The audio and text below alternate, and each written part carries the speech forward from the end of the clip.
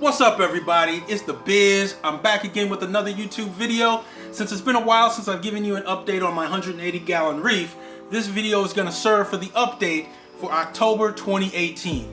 Now, if you are not a subscriber to this channel, please go ahead, join the movement. Hit that subscribe button below, hit the bell so you're notified whenever I release a new video, and thank you for watching the channel. Now, like I said, it's been a couple of months since I've updated you on the tank. Where we last left off is that, one, I discovered that I had tin in my reef, and I also re-aquascaped this entire 1/3 section of the reef.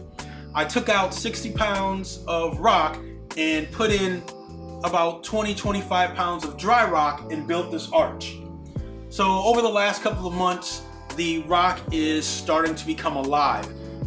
It's no longer the bleach white rock that you put in when you start off with dry rock. I'm starting to see a lot of coralline algae on the rock. I'm starting to see the rock change from a bright white to kind of that dirty color that is common of live rock.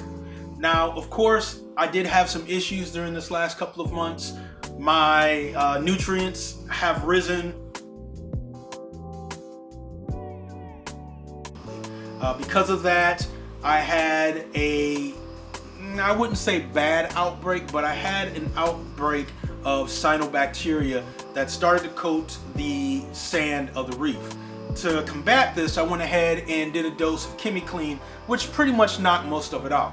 Now, in my overflows, I still have a lot of the cyanobacteria, and the other thing that I really have in my overflows is a lot of bubble algae. Now, I don't see bubble algae in the tank, but I'm able to literally pull out handfuls of bubble algae from the overflows.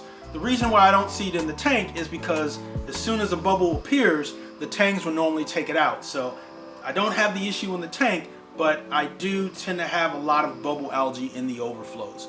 I guess this is kind of like the same thing of having Chaeto and taking the Chaeto out. I'm taking the bubble algae out, and that is taking that nutrient out of my system.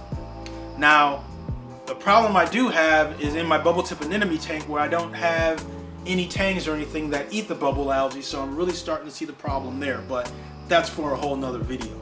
A couple of other things that I've done. I haven't really bought any new equipment, but I did get a Hanna Check Temp 1.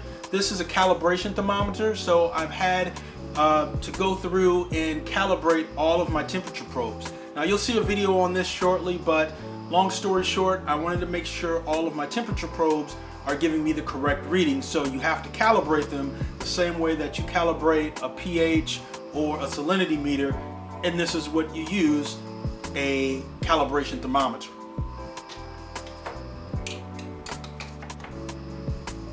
The other thing that I've done on my system is I've cleaned out my calcium reactor.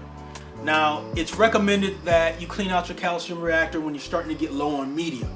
I did this because if you look at it, it was filthy.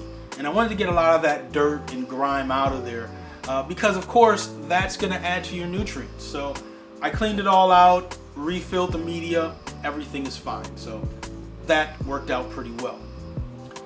Well, that's pretty much it with my tank for the 180-gallon for, I say the last couple of months, but once again, this is the update for October. Like, comment, subscribe. Let me know what you think of the reef right now. Let me know your opinion. As always, YouTube, happy reefing. Y'all take care.